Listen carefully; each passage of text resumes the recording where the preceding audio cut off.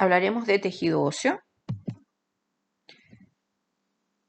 El tejido óseo es un tejido conectivo o conjuntivo, ¿no es cierto?, rico en matriz extracelular, pero tiene una propiedad, que ésta está endurecida porque se encuentra mineralizada.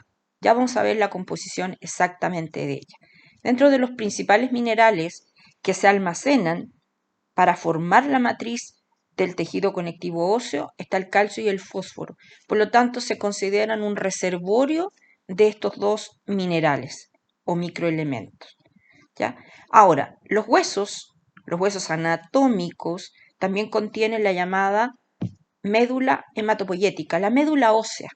Ahora, hay algunos, como los huesos planos, por ejemplo, que tienen mayor proporción, pero siempre hay algo de médula ósea. En cambio, hay otros, como los huesos largos, que se especializan, están hechos para justamente contener médula ósea, ¿ya? Ahora, este tejido está en permanente renovación y reconstrucción. Se forma o comienza su formación antes del nacimiento y durante todo nuestro proceso de crecimiento terminan de construirse totalmente los huesos anatómicos, ¿ya? Una vez que se han formado estos huesos, que están conformados o constituidos por tejido óseo y por médula ósea, ¿ya?, comienza lo que llamamos un proceso de remodelación, que en realidad abarca desde el momento mismo en que se está formando los huesos anatómicos, pero evidentemente ya sustituye al crecimiento de los huesos una vez que eso ha terminado. Y la remodelación es un proceso constante que nunca deja de suceder a nivel del tejido óseo. Cuando yo hablo de tejido óseo, también puedo hacer referencia a un hueso pero histológico, desde el punto de vista de histología, ¿ya? Y los huesos anatómicos, en el fondo, están constituidos por hueso o por tejido óseo y por médula ósea. Y vamos a ver que también hay otros tejidos asociados a ello. Bien. Ahora, cuando hablamos de remodelación, el proceso de remodelación ósea involucra otros subprocesos. La osteólisis, que es la destrucción de algo que está construido, pero yo quiero cambiarlo. Entonces lo que hago es destruirlo primero, pero luego puedo reconstruir de otra forma. A ese proceso de reconstruir o de construir algo que ya no estaba le llamamos osteogénesis. Cuando recién se forma el tejido óseo, obviamente está formado por células óseas, que ya veremos cuáles, y también matriz extracelular. Esta matriz extracelular es blanda, es orgánica 100% porque todos sus componentes provienen de la síntesis y secreción de una célula. Y a esa matriz ósea, que es blanda y que está recién formada, se le llama osteoide. Así se le conoce. Ya vamos a ver cómo está constituido. Pero cuando ya la matriz osteoide está consolidada, sobre él se van a depositar, sobre esta matriz se van a depositar los minerales. Y a este proceso le llamamos calcificación, a pesar de que no es solamente calcio lo que se deposita ahí, pero suele llamarse calcificación. También se le llama mineralización o simplemente osificación. Ojo, también se le puede llamar así, pero la osificación es mucho más que eso.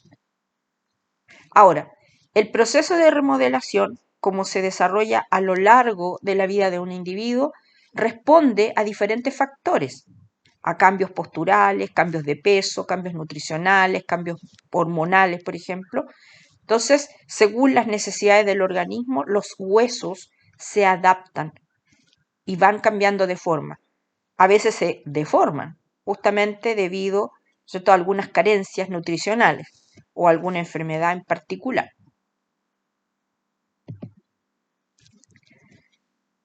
Esta imagen es para señalar y para recordar que anatómicamente tenemos distintos tipos de huesos anatómicos. Para poder entender cómo se organiza y qué tipos de tejido óseo tenemos o qué tipos de huesos histológicamente tenemos, nosotros usamos como modelo de estudio para hacer cortes un hueso largo. este hueso que está acá, ¿no es cierto? Acá al lado izquierdo. Todo eso es un hueso largo, todo esto. Eso no significa que los tipos de tejido óseo que vamos a describir no estén presentes en los otros huesos, pero es mucho más difícil de poder estudiar. En cambio aquí están mucho más definidas las variedades, por lo tanto es mucho más fácil. Entonces, utilizamos como modelo los huesos largos. Y lo que hacemos nosotros son cortes transversales, en este sentido, ¿no es cierto?, a nivel de la epífisis de los huesos o a nivel de las diáfisis, porque ahí está claramente definido las variedades de tejido óseo a las cuales vamos a hacer referencia. Y tenemos que considerar algunas cosas. En la adultez de un individuo, o sea, cuando ya está conformado el tejido óseo como tal, nosotros vamos a poder describir dos variedades de tejido óseo. Está el tejido óseo compacto y está el tejido óseo esponjoso. Cuando el tejido óseo está en formación, cuando recién se están sintetizando los componentes de la matriz ósea y están apareciendo las células óseas, ¿ya? Este hueso o este tejido óseo está poco organizado, muy desorganizado, es un hueso inmaduro que no nos permite a nosotros hacer una clasificación como decir, estamos viendo tejido óseo esponjoso o compacto. No, para nada. Pero a medida, ¿no es cierto?, que avance este proceso en la zona en la cual se está formando tejido óseo, cada vez está más organizado y más estructurado, hasta que finalmente se mineraliza la matriz ósea, una vez que están todos los componentes organizados. Ahí ya tenemos un hueso maduro. Y cuando tenemos un hueso maduro, nosotros podemos determinar de qué tipo es ese hueso, porque ya está consolidado. De acuerdo a sus características morfológicas, nosotros ahí recién podemos decir si es hueso esponjoso o hueso, ¿no es cierto?, compacto. Pero es en la base de que el hueso está maduro, que está consolidado todos sus componentes. A nivel de la diáfisis, ustedes ya lo estudiaron, hay una gran cavidad en los huesos. Entonces, estos huesos son largos, su diáfisis es la parte más larga, ¿no es cierto? ¿Ya? Y tiene una gran cavidad en el centro. Esa cavidad se llama cavidad medular o canal medular. Y ahí es donde vamos a encontrar la médula ósea. Pero todo lo que protege o rodea la médula ósea es tejido óseo o hueso. Que aquí, por ejemplo, toda la parte donde hay médula ósea sería esta parte que se ve más oscura. El hueso mismo sería esto que se ve más amarillito. Cuando usted hace un corte transversal acá, aparece, se ve redondo, los cortes transversales, el típico huesito de la cazuela, donde usted ve una cavidad, a veces trae un contenido y ve un anillo, ¿no es cierto?, muy duro. Ahí es donde está el tejido óseo. Entonces, ese es el efecto que yo voy a ver al realizar cortes en esta zona. Entonces aquí, ¿por qué se llama hueso compacto al que predomina en esta zona? Porque todo el tejido óseo está junto, rodeando a la médula ósea que está, ¿no es cierto?, en el canal medular. Pero todo el tejido óseo está en un solo sector, formando un anillo. En cambio, cuando nos desplazamos hacia las epífisis, empieza a ocurrir lo siguiente, se empiezan a entremezclar el tejido óseo con la médula ósea. Y la zona que está ahí de la epífisis toma un aspecto muy similar a una esponja, o como yo digo, un queso gruyère. Se ven caminitos delgados de tejido óseo y entre ellos hay pequeños orificios, hay pequeñas cavidades.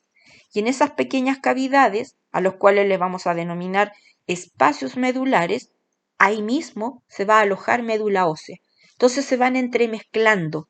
No hay un solo sitio para la médula ósea, ni tampoco un solo sitio para el tejido óseo. Y el aspecto, como les dije, es muy similar a una esponja, ¿ya? O a un queso gruyère. Entonces ahí vamos a tener tejido óseo o hueso esponjoso, de predominio. Pero ahora quiero que se fijen en lo siguiente. Sabemos que esto es hueso o tejido óseo compacto, esto que está en amarillo, pero fíjense que eso continúa, pero cada vez se hace más delgado hacia la epífisis. Eso va a ocurrir, porque siempre el hueso más expuesto es compacto, porque siempre es más resistente, es más duro. Ahora, predomina el hueso esponjoso aquí, por lejos, pero siempre va a haber una delgada película, aunque sea de hueso compacto. Pero es la ubicación precisa y característica del hueso esponjoso si tomamos como modelo un hueso largo. Por el contrario, a nivel de la diáfisis, el hueso característico es el compacto, pero en estas zonas de transición, como la que estoy señalando acá, también podemos encontrar hueso esponjoso, porque poco a poco va dando paso a la totalidad de hueso compacto.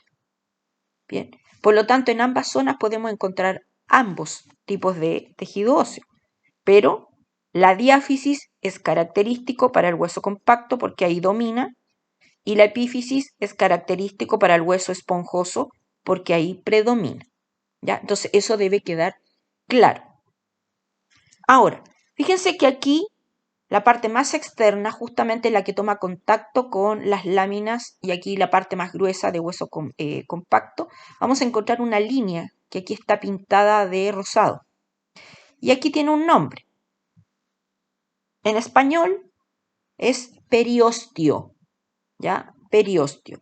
El periostio es un recubrimiento de la superficie externa del hueso, ¿ya? La que se va a relacionar con otros tejidos. Pero quien permite esa relación es el periostio. El periostio está íntimamente pegado al tejido óseo, específicamente, ¿no es cierto?, donde está la lámina o la capa de hueso compacto, con eso se relaciona, a eso le llamamos una superficie externa del hueso, y luego el periostio permite la inserción ya de tejidos blandos, de algún ligamento, algún tendón que llegue en la zona. Entonces, es el recubrimiento externo del hueso. Solamente no hay periostio en las zonas donde estos huesos anatómicos articulan con otro hueso, ya que en esas zonas tenemos reemplazo por el llamado cartílago articular, como aquí esta zona que está en color celeste. Ahí no habría periostio, porque ahí a través de los cartílagos articulares y de las cápsulas, ¿no es cierto?, de tipo sinovial, se relaciona un hueso con otro. Bien, en cambio, a partir del periostio, los huesos se relacionan con otros tipos de tejidos, con tejidos blandos que llegan a ese sector. Entonces, había que aclarar eso. Ya vamos a ver cómo están recubiertas las superficies internas, porque ya sabemos que hay un canal medular. Eso se considera una superficie interna del hueso. Los espacios medulares también. Y ahí el tejido óseo también tiene un recubrimiento que de alguna manera, ¿no es cierto?, ya evita el contacto directo con la médula ósea. Ese recubrimiento se llama endostio, pero ya hablaremos porque acá no está diagramado, no está especificado. Esta imagen que tenemos aquí es un corte histológico de un hueso en una zona donde estamos viendo parte de la superficie externa del hueso. O sea, tendría que ser hueso compacto sí o sí lo que estamos viendo acá, pero además estamos viendo el recubrimiento externo, pero desde el punto de vista histológico. Esto fue teñido con hematoxilina y eosina y lo estamos viendo con el máximo aumento posible. Ahora, ¿cómo logramos obtener esta muestra? El hueso es duro. ¿Cómo llegamos a hacer un corte? ¿Cómo llegamos a teñirlo? Porque previo al procesamiento normal que tendría cualquier tejido de los cuales hemos analizado, a este tipo de tejido hubo que desmineralizarlo o descalcificarlo. No podíamos llegar y así como así solamente obtenerlo, porque no podemos cortar con un micrótomo un trozo de hueso. Se saca un pedacito con una sierra, ¿ya? Pero ese trocito primero se somete a varios meses incluso para desmineralizarlo. Y una vez que removemos todo el mineral, quedan las células, ¿no es cierto? Y quedan los componentes orgánicos de la matriz ósea. Y en ese momento nosotros podemos procesarlo como sabemos que se procesa una muestra de cualquier tejido.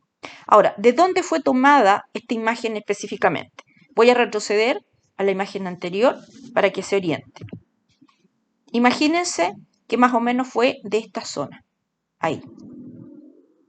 Entonces, estamos viendo un poquito del hueso compacto y estamos viendo el periósteo. Pero es una amplificación. Nosotros hicimos un corte histológico, pero además después con el microscopio amplificamos esa zona. Solamente eso. No estamos viendo ni la cavidad ni nada más. Estamos viendo un poquitito del hueso que está ahí. Ahora, perfectamente podría haber sido tomado de esa zona también. Pero lo importante es que estamos viendo la parte superficial de un hueso, que siempre va a ser hueso compacto, y luego nosotros estamos viendo el periósteo. Entonces, fíjense la gran acidofilia que está presente acá. Y acá, esto sería la parte del hueso propiamente tal. Estas son las células maduras, células más características del tejido óseo, los llamados osteocitos, que siempre se encuentran en una cavidad llamada laguna. Son las únicas células óseas ubicadas dentro de una cavidad que se ve claramente en los cortes histológicos. Y todo esto que se ve intensamente acidófilo es matriz ósea. Y en este caso sería la matriz orgánica porque el mineral lo retiramos todo. Y el principal componente de la matriz orgánica del hueso, o sea, lo que es sintetizado por una célula, que no es el osteocito, ya vamos a ver cuál, es colágeno tipo 1. Y esto es lo que le da esta gran acidofilia acá. Y acá tenemos, por lo tanto, esta sería la superficie externa del hueso, y recubriéndola tenemos esta estructura, el periósteo, que al igual que el pericondrio del cartílago tiene dos capas. Está el periósteo interno o celular y está el periósteo externo o fibroso. Aquí en el periósteo interno o celular vamos a encontrar células osteoprogenitoras o células osteógenas. Derivan en la etapa embrionaria y fetal, ¿no es cierto?, derivan directamente de células mesenquimáticas, pero luego constituyen un pool de reserva, ya que estas células se pueden multiplicar y mantienen un stock. Y a partir de estas células se van a generar otras células óseas, ¿ya? Entonces, la presencia de este periósteo interno o celular permite que el tejido óseo crezca en grosor. Si vemos un hueso largo, va a crecer en grosor ese hueso largo, ¿ya? Pero también permite la reparación del hueso en caso de una lesión. ¿Qué hace el periósteo externo o fibroso? Está constituido primero que todo por tejido conectivo denso ordenado. Tejido conectivo denso ordenado. Al ser fibroso, porque tiene haces de colágeno tipo 1, lo hace tremendamente resistente, por lo tanto es una capa protectora para el tejido óseo.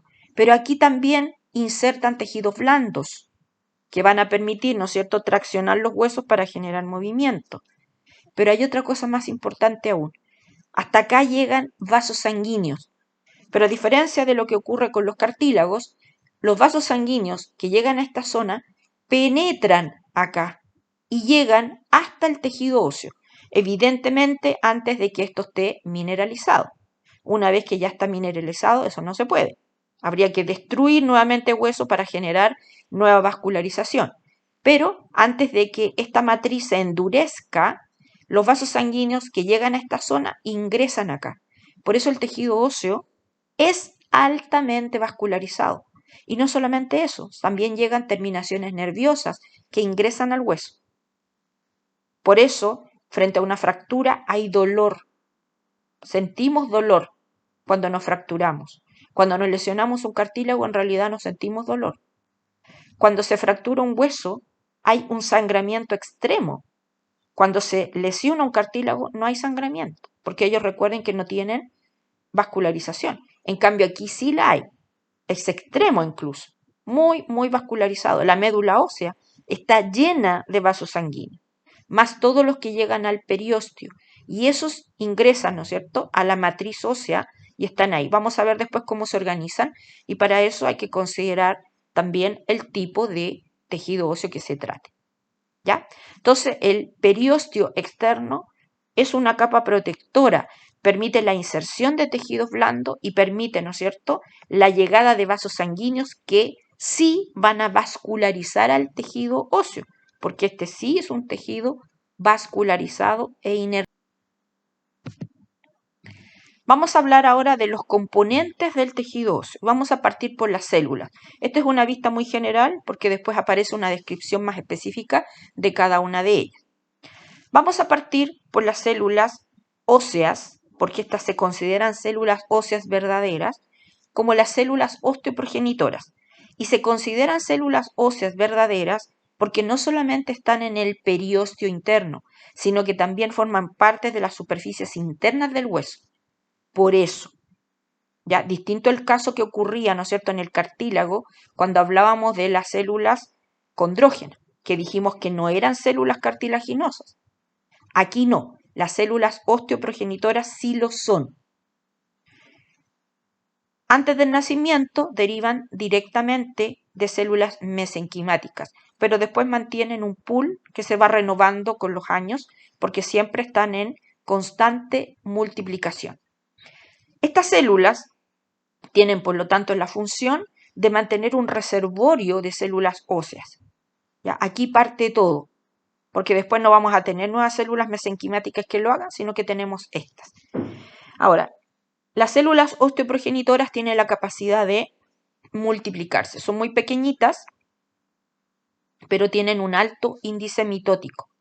Y una vez que se multiplican, algunas de ellas pasan a diferenciarse. ¿Y a qué se diferencian? A células óseas inmaduras altamente secretoras. Y específicamente su función es esa, secretar matriz ósea, los componentes del osteoide, esta matriz ósea blandita recién formada. Todos los elementos de esa matriz ósea orgánica son secretados, ¿no es cierto?, por los osteoblastos. Estas células forman parte de las superficies óseas. Ya hemos dicho que hay superficies externas e internas. Nosotros podemos encontrarlas en cualquiera de ellas. Derivan de las células osteoprogenitoras. Los osteoblastos son células que no terminan siendo osteoblastos. Ahora, estas no se pueden multiplicar. Solamente son secretoras de matriz ósea, del osteoide. Pero a veces sobrepasan la cantidad de matriz ósea y quedan completamente embebidas o rodeadas por su propia matriz extracelular. Y cuando quedan aisladas, se van a transformar a la célula madura del tejido óseo, que cambia completamente su morfología, que se llaman osteocitos. Y estos osteocitos se hacen muy pequeños y extienden prolongaciones, con las cuales se van a comunicar con otros osteocitos o con osteoblastos que todavía no hayan incurrido en este hecho de que quedaron rodeados o atrapados completamente en su matriz. ¿Ya? Ya vamos a hablar con más detalle. Los osteocitos son las células que mantienen una red de conexión entre ellos y con otras células óseas. De esa manera controlan todo lo que va ocurriendo a nivel del tejido óseo. Sin osteocitos, el tejido óseo no puede sobrevivir. Lo mantienen vivo. Son verdaderos receptores. ¿Ya? Los osteocitos no se pueden multiplicar y están solamente conectados a través de prolongaciones óseas con otros osteocitos y están completamente cerrados en una laguna y atrapados en matriz extracelular que ya una vez que tenemos osteocitos se mineraliza, se calcifica, solamente respetando algunas zonas en donde los osteocitos se conectan entre ellos, pero todo lo demás es duro, por lo tanto los osteocitos no se pueden mover. Ya tienen que establecer conexiones antes de que se mineralice todo porque después no puede ocurrir, de esa manera morirían.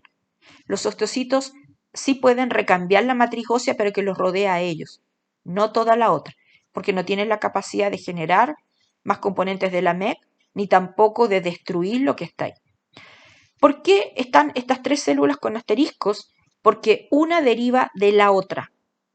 En cambio, los que dicen ahí osteoclastos, que son células óseas, no derivan, no tienen el mismo origen, tienen otro origen. Los osteoclastos derivan de los monocitos sanguíneos. Los monocitos llegan, ¿no es cierto?, a la zona en donde se va a formar hueso y se empiezan a adherir entre ellos. Ya comienzan a unirse entre ellos hasta que dan origen a unas células muy grandes, multinucleadas, llamadas osteoclastos, que son propias y específicas del tejido óseo, por eso son células óseas. Pero por ser derivados de los monocitos, como cualquier otro derivado de los monocitos, tienen la capacidad de fagocitar. Ya, al proceso que ocurre en el tejido óseo específicamente se le llama resorción ósea, que involucra varios subprocesos a la vez. Pero en el fondo es la capacidad de estas células que tienen de degradar, de fagocitar componentes de la MEC ósea y también de células que estén muertas. Ahora, como ya les dije, el tejido óseo tiene superficies. Superficie externa recubierta por periósteo. Superficie interna recubierta por endostio. En ambos voy a encontrar células osteoprogenitoras. En el periósteo interno las hay. Pero ¿por qué nosotros dijimos que las células osteoprogenitoras eran células óseas? Porque no solamente están en el periósteo, sino que forman el endostio. ¿Y el endostio de dónde proviene? El endostio corresponde a una capa delgada de células que se ven aplanadas. Y esas células son células osteoprogenitoras, que suelen estar inactivas. Pero ¿de dónde provienen estas células? De la reversión, de la involución de osteocitos y osteoblastos. El hueso es muy activo, ya lo hemos dicho, pero cada cierto tiempo los osteocitos cesan su actividad, sobre todo cuando hay un proceso de remodelación ahí. Hay muchos osteocitos que no mueren, pero quedan en reposo y revierten para tener la capacidad de volver a ser células osteoprogenitoras. Los osteoblastos, hay algunos que no llegan a ser osteocitos, sino que entran en reposo y revierten a células osteoprogenitoras. Pero esas son células óseas, están relacionadas directamente con la matriz ósea. Entonces, al revestir a células osteoprogenitoras, ellas van a quedar formando parte del hueso, no vuelven, porque ellas no se pueden mover, ¿no es cierto? No van a volver al periósteo, no vuelven ahí, sino que forman parte del hueso, pero están ahí inactivas. Y frente a una necesidad, se vuelven a activar y se activan multiplicándose desde el lugar donde están, se vuelven a diferenciar a osteoblastos y los osteoblastos a osteocitos.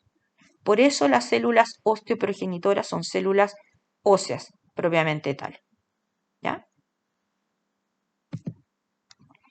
Componentes de la MEC ósea. Ya lo hemos dicho. La matriz ósea está dividida en dos grandes tipos. Nosotros hablamos de la matriz orgánica y de la matriz inorgánica. De la matriz orgánica, a su vez, nosotros tenemos componentes fibrilares y componentes no fibrilares. Por lejos, lo que predomina es el componente fibrilar. Y aquí, la fibra involucrada es el colágeno tipo 1, que acá tiene una organización muy particular. Forma estructuras muy resistentes llamadas laminillas óseas o laminillas de colágeno tipo 1. Estas laminillas son verdaderas trenzas de colágeno tipo 1 y que toman distintas disposiciones. Cuando uno puede identificar en una zona donde ya se está formando hueso y puede identificar la presencia de laminillas de colágeno tipo 1, uno dice que este hueso es maduro o que el tejido óseo ya está maduro, porque es laminillar. Porque cuando recién se está formando matriz ósea, el colágeno está todo disperso, no está organizado. Tengo fibras de colágeno, pero no tengo laminillas. Cuando ya hablamos de un hueso propiamente tal, es cuando podemos identificar laminillas de colágeno tipo 1, porque los demás componentes se organizan en relación a la disposición de esas laminillas. Ahora, repito, por lejos, este es el principal componente orgánico, pero también vamos a encontrar MEC no fibrilar, hialuronano o ácido hialurónico. Tenemos que tener, pero poquitito, ¿ya? Proteoglicanos, como el condroitin sulfato, el queratán sulfato, entre otros, también los hay. Y aquí también tenemos glicoproteínas, pero específicas del hueso. La más relevante es la osteocalcina. ¿ya? Hay otras más, pero repito, por lejos, el principal componente de la matriz orgánica es el colágeno tipo 1, que forma laminillas, que se organiza en laminillas. Eso es lo más característico. Ahora, cuando el hueso ya es laminillar, o sea, está organizado en laminillas, el colágeno tipo 1, se van a depositar sobre esas laminillas cristales de hidroxiapatita. La hidroxiapatita es el principal componente de la llamada matriz inorgánica del hueso. Todos los componentes de la matriz inorgánica provienen de la dieta, de los alimentos. No hay ninguna célula que sea capaz de sintetizar estos minerales. No hay. Por lo tanto, todo tiene que llegar a través de la dieta. Y evidentemente, después de la absorción a nivel del intestino, vía sanguínea llegan estos elementos hacia el sector en donde se está formando hueso. Y comienzan a unirse el calcio y el fósforo para formar estos cristales de hidroxiapatita. Y ellos se depositan sobre las laminillas de colágeno. No se van a depositar sobre un hueso no laminillar. Primero tienen que haber laminillas y ellas tienen una atracción para la hidroxiapatita. Ahora, ¿podemos encontrar otros minerales? Sí, se pueden encontrar otros minerales, pero le vamos a dar mayor énfasis a la hidroxiapatita, que sería el principal componente de esta matriz inorgánica. Y empecemos a hablar ahora de los tipos de tejido óseo. Ya se los he ido explicando. Cuando nosotros hablamos ya de un hueso laminillar, es cuando ya hay una estructura. El colágeno tipo 1 ha formado estas estructuras gruesas, como les decía, y eso permite que se organicen principalmente los osteocitos, que son las células óseas que están completamente rodeados por matriz ósea. Es el hueso maduro. Y una vez que yo veo esa estructura laminillar, yo puedo señalar si estoy viendo hueso compacto o hueso esponjoso. Pero para eso necesito que se formen laminillas primero. Cuando recién se forma el hueso, cuando tengo este osteoide básicamente, hay colágeno, por supuesto hay células, pero no se han formado las laminillas. Esto es propio del hueso recién formado, ¿ya? Del hueso en construcción o cuando recién se está, ¿no es cierto?, tal vez recuperando o de una fractura. Siempre al principio solamente se libera el colágeno, pero luego se establecen estas laminillas. No hay un orden específico. Se le llama hueso no laminillar o entretejido o hueso inmaduro. Aquí yo no puedo decir si va a ser hueso compacto o hueso esponjoso, porque las laminillas no existen y por lo tanto no hay ya una estructura propiamente tal. Ahora, este hueso no permanece así. Siempre va a cambiar a hueso laminillar. Esta imagen es un artificio, o sea, significa que no es realidad, no es que yo vea esto tal cual. Fíjense que aquí tenemos zonas en donde claramente, señalado ahí con MB, estamos viendo hueso maduro y B, hueso inmaduro. Entonces, fíjense la relación. No es que todas las laminillas en el hueso maduro se dispongan de esa manera. Fíjense que ahí aparecen de forma concéntrica a una cavidad que está ahí. Pero hay una organización. Cada una de estas franjas que yo veo ahí y está ordenada, ¿se fijan? Hay una organización concéntrica en torno a esta cavidad, corresponden a laminillas óseas. Estos ojitos que se ven acá corresponden a osteocitos, que recuerden que son las células que están rodeadas completamente por matriz ósea. ¿Bien? En cambio, miren acá, ahí tengo osteocitos y todo lo demás debería ser principalmente colágeno tipo 1. Pero no tengo una estructura, miren los osteocitos están dispersos de cualquier forma. Fíjense las tonalidades que se ve acá, porque en algunos sectores hay mayor cantidad de colágeno que en otras. Entonces, se me generan estos efectos distintos. Entonces, así sería un hueso recién en formación, todo desorganizado. Pero acá tenemos un ejemplo de un orden. No es que todos los tipos de hueso, no significa que el hueso esponjoso y compacto todos se organicen de esta manera, pero sí estamos mostrando que hay un orden. ¿Ya? Bien. Esta imagen representa, o corresponde, mejor dicho, a un corte longitudinal de un hueso estos mismos que se utilizan como modelos de estudio anatómico, es un hueso desecado, donde se quitó todo el tejido blando, no hay células aquí, está solamente la parte mineralizada. Todo lo demás está limpio y se cortó longitudinalmente. Y estamos viendo una región de este hueso largo en donde se ve parte de la diáfisis y se ve la epífisis. Miren acá, este sería el canal medular, esta cavidad, y aquí tenemos el hueso compacto, eso que está ahí. ¿Dónde deberíamos tener el periósteo? Aquí, por ejemplo, en este borde, o acá abajo, en este borde. ¿Dónde deberíamos tener endostio acá? En esta región, ahí, o en esta región. Ahí debería haber endostio. ¿Por qué no lo veo? Porque hemos quitado todo eso. Está completamente desecado este hueso, ¿ya? Y solamente se hizo un corte para anatomía, no es un corte histológico. Ahora miren, ¿qué pasa a medida que nos vamos desplazando hacia la epífisis? Mire cómo el hueso compacto cada vez se hace más delgadito, no desaparece, pero cada vez es más delgado. Pero ¿qué empieza a aparecer en su lugar? Miren acá, poco a poco comienza a aparecer esta zona. Aquí, en esta zona, tenemos una mezcla. Las zonas más grises y más blancas que se ven aquí corresponden a hueso, pero fíjense que está lleno de agujeritos oscuros que se ven ahí. Esos son espacios medulares. Ahí es donde se aloja la médula ósea. Entonces desaparece poco a poco esta gran cavidad que tenía y va siendo sustituida por una mezcla de estos dos tejidos. Tejido óseo, que va formando unos caminitos a los cuales les vamos a denominar trabéculas, ¿ya? O espículas óseas, y dejando cavidades. Y en esas cavidades, repito, se va a alojar la médula ósea.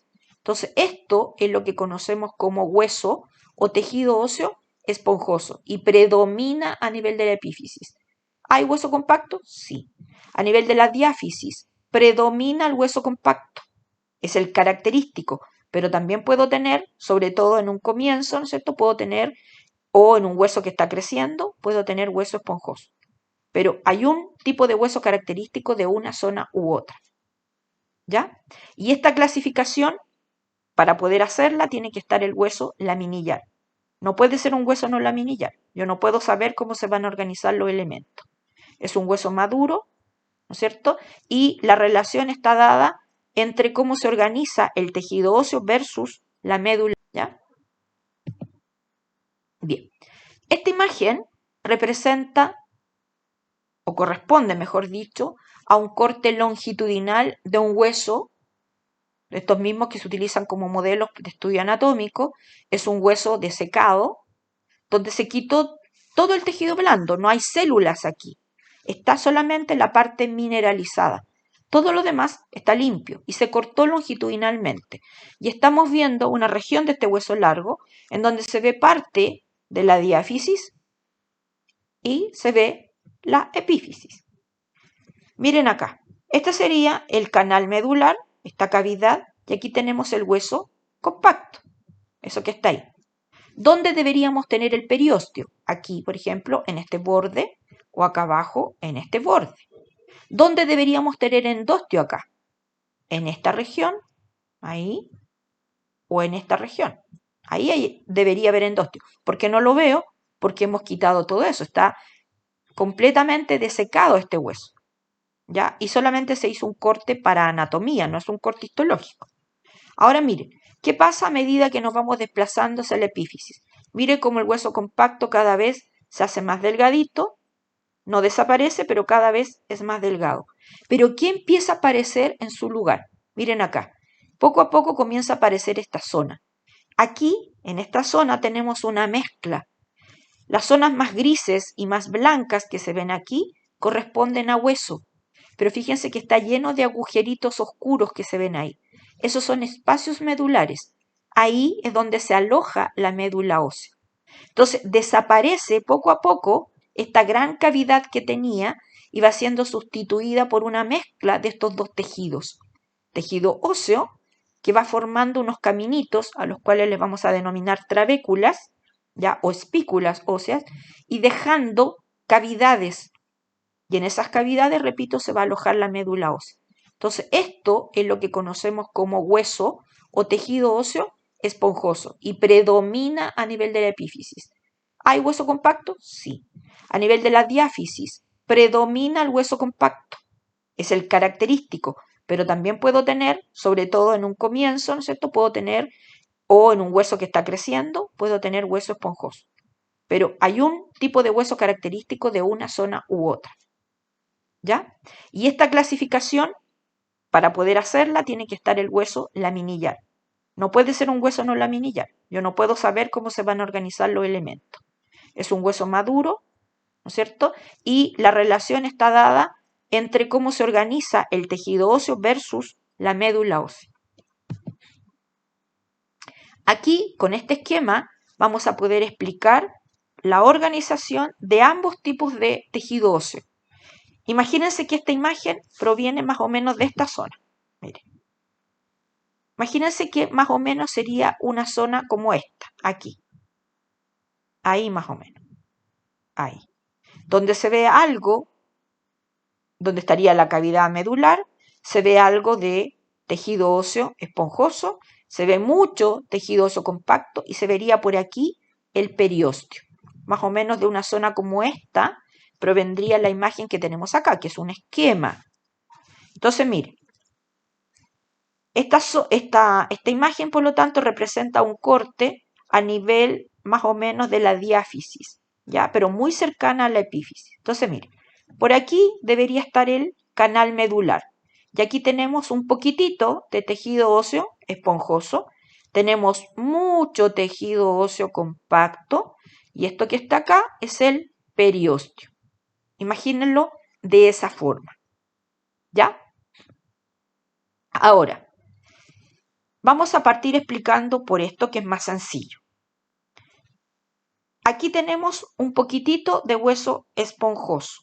¿Cómo se organiza el hueso esponjoso? Estas zonas cafés, que se ven largas longitudinalmente y tienen como brazos, ¿no es cierto?, que se van uniendo entre ellas, vendrían siendo las llamadas trabéculas óseas o espículas óseas. O sea, son delgadas láminas de tejido óseo. Aquí, ¿no es cierto?, voy a tener células llamadas osteocitos y todo lo que los va a rodear va a ser matriz ósea. Matriz ósea que obviamente en algún momento va a estar calcificada. Pero pensemos en todos los componentes de la matriz ósea y particularmente ya en el colágeno tipo 1 sobre el cual se depositó, ¿no es cierto?, ya hidroxiapatita. Pero aquí vamos a tener laminillas óseas formando el principal componente de la MEC y todo eso rodeando a los osteocitos. Estas rayitas vendrían siendo los osteocitos. ¿Ya? Ahora, estas trabéculas se van uniendo entre ellas y forman como una verdadera red. Y entre ellas van a quedar espacios que son estas zonas más grises que se ven aquí, y ese espacio estaría ocupado por médula ósea. Entonces, fíjense, son delgadas láminas de tejido óseo y todas en contacto con la médula ósea que está ahí. Y recuerden que la médula ósea tiene muchos vasos sanguíneos, muchas terminaciones nerviosas. Entonces, acá los osteocitos tendrían una relación muy cercana con los componentes, ¿no es cierto?, de la médula ósea. Así es más o menos la organización. Bien, los osteocitos acá y las laminillas de colágeno 1 tienen una disposición lineal. ¿A qué se refiere? Que siguen la dirección de la trabécula. Si esta trabécula se fijan que va creciendo hacia acá, bueno, los osteocitos se van a depositar así, linealmente.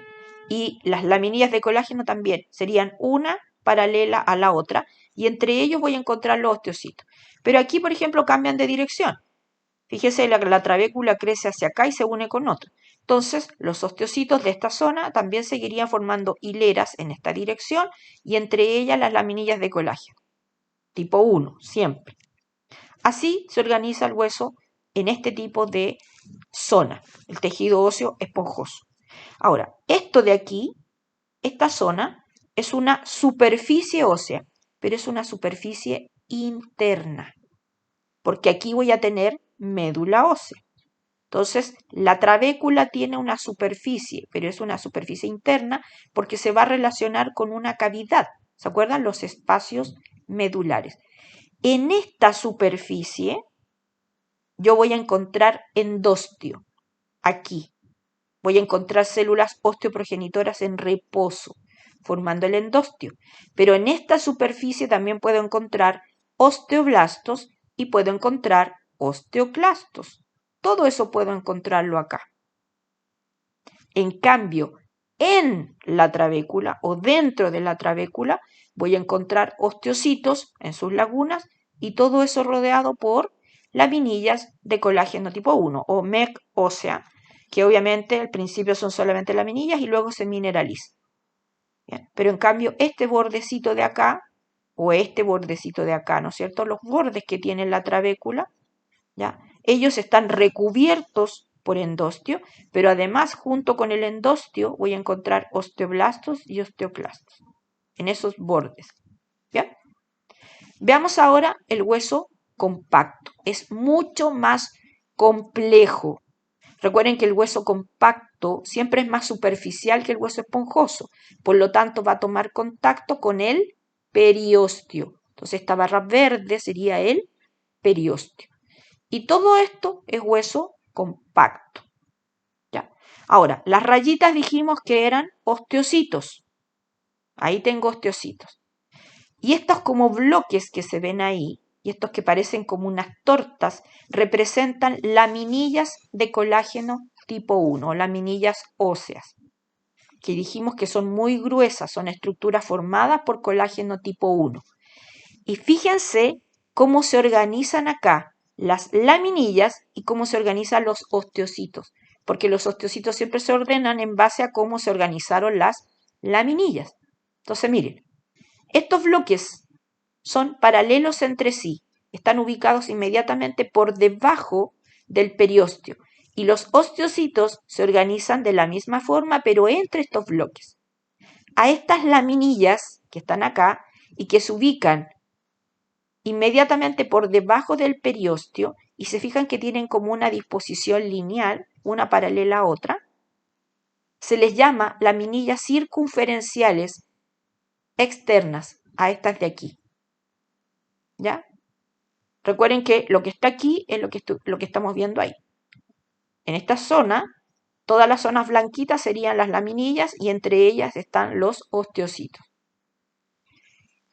Ahora, aquí miren, rodeando al canal medular, recuerden que por acá debería estar el canal medular, también voy a tener laminillas que tienen esta disposición, más bien lineal, pero también en forma paralela una respecto a la otra. Estas laminillas también son circunferenciales porque van a rodear básicamente al canal medular, ¿ya? Pero son paralelas uno respecto a la otra. Se les llama laminillas circunferenciales internas. Tanto las laminillas circunferenciales externas como internas en realidad no son fáciles de poder reconocer en los cortes histológicos que nosotros analizamos. Cuando son de muy buena calidad, los cortes y el procesamiento se pueden reconocer. Pero hay otras que sí son características y las vamos a reconocer con muy buena facilidad, con mucha facilidad. Miren, estas que aparecen ahí sobresaliendo como una torta, solamente es para mostrar que están formando estas organizaciones. Miren, estas son laminillas concéntricas. Aquí la estamos viendo como separadas para que vean que son como capas de laminillas que se disponen concéntricamente a algo que está ahí. Fíjense ese tubo rojo que está ahí. Que es lo mismo que está acá, lo único que no las sacamos, ya no las levantamos para que pudieran verlas separadas. Pero ese es el efecto. Tengo capas de laminillas que van cambiando por distintas direcciones. Y esto genera un efecto bien particular. No es que se vea así como una torta, sino que es para señalar, ¿cierto?, cómo se están organizando. Estas zonas que yo veo así, en el fondo estarían dispuestas de esta manera. Por un lado las laminillas y miren cómo se van disponiendo los osteocitos entre esas laminillas. Pero estas laminillas toman una disposición concéntrica, o sea, rodean y forman capas que rodean a una estructura que está en el centro. Eso es una disposición concéntrica. Y entre las laminillas voy a encontrar los osteocitos. Bien, esta forma de organizarse es lo más característico del hueso compacto. Cuando yo veo esta forma de organización, yo sé que estoy viendo hueso compacto. Así como cuando veía trabéculas, sé que estoy viendo hueso esponjoso. El hueso compacto lo voy a reconocer por este tipo de organización que se repite n veces. Y tiene un nombre esta estructura, este complejo que está ahí claramente delimitado. Que ahí tengo otro, acá tengo otro y acá tengo otro y así sucesivamente. A este complejo se le llama sistema de Haber o también se le llama osteona. Todo esto. Y está formado por un tubo central llamado conducto de Haber, además de laminillas óseas concéntricas a este conducto de Haber y osteocitos concéntricos también a este conducto de Haber. Esta es la unidad estructural y funcional del hueso compacto, así como la trabécula es la unidad estructural y funcional del hueso esponjoso. ¿Ya? Entonces, las laminillas que encontramos formando parte de una osteona o sistema de Haber tienen una disposición concéntricas. Entonces ahí tenemos otro tipo de laminillas. Teníamos las laminillas circunferenciales externas, las circunferenciales internas y estas son las más características, las concéntricas. Pero nos queda otra. Miren aquí, estas que están aquí entre medio, básicamente entre las osteonas. Corresponden a restos de laminillas de alguna osteona, porque recuerden que el hueso siempre se está formando. Entonces, así como aparecen osteonas, desaparecen. Y aquí tenemos algunas que probablemente son restos de alguna osteona que desapareció, que fue destruida, y a estas laminillas que quedan aquí, con estos osteocitos, ya entre ellas se les llama laminillas intersticiales. Estas nosotros en los cortes tradicionales no las vamos a poder reconocer. Recuerden que esto es lo más famoso. Ya lo que siempre deberíamos poder reconocer es un sistema de Haber u osteona. Ahora vamos a explicar de dónde proviene este conducto de Haber. ¿Qué es? Miren, esto rojito que aparta ahí es esto mismo que está acá. Ese es un conducto de Haber. Pero en el hueso tenemos otros conductos, hueso compacto. Este que está acá, este que está acá, este que está acá. Esos se llaman conductos de Volkmann. ¿Ya? Los que nosotros a los que le vamos a dar mayor relevancia es a los conductos de Haber, porque forman, ¿no es cierto?, o parte de esta estructura tan característica del hueso compacto. Pero miren, desde el periósteo y desde la médula ósea van a ingresar, antes que se mineralice el hueso, ingresan desde ahí vasos sanguíneos y terminaciones nerviosas, además de vasos linfáticos. Repito, provenientes del periósteo principalmente, pero también de la médula ósea. ¿Ya? Ahora, ya en el interior del tejido óseo mismo, estos elementos se ramifican a lo largo de todo el hueso. Estamos hablando de un hueso largo. Se organizan. Y también, ¿no es cierto?, entre ellos se interrelacionan. ¿Qué pasa una vez que ocurre la mineralización de la matriz ósea? Estas zonas se van a respetar y van a quedar como verdaderas tuberías, como las que uno cuando rompen las calles, ¿no es cierto?, vemos unos tubos gigantes y vamos a ver que ahí hay líneas telefónicas, ¿no es cierto?, pasan líneas de la luz, etc. Bueno, de esa misma manera, y todo lo demás imagínense que es tierra y cemento. Entonces, antes de que se mineralice esto, quedan establecidos estos verdaderos sectores por los cuales desde el periósteo y desde la médula ósea van a ingresar vasos sanguíneos, terminaciones nerviosas y vasos linfáticos. Y luego cuando se mineralice se va a respetar esta zona. A esta especie de tubo que tiene esta disposición, se dice que tiene una disposición perpendicular al eje mayor del hueso. El eje mayor del hueso es su largo. Entonces estos, ya que penetran desde el periósteo y desde la médula ósea, tienen una disposición perpendicular al eje mayor o tienen una disposición oblicua. ¿Ya? A esto se les va a denominar conductos de Volkmann. Estos de acá. Pero ya en el interior del hueso, los elementos que están acá se distribuyen ahora a lo largo del hueso, siguiendo el eje mayor. y van a formarse otros conductos. Estos de acá. De la misma manera, se va a respetar, ¿no es cierto?, el sector. Esa zona no va a estar mineralizada porque aquí voy a tener vasos sanguíneos, terminaciones nerviosas y también vasos linfáticos provenientes de la ramificación de los que están acá. Se van a distribuir hacia allá, hacia acá.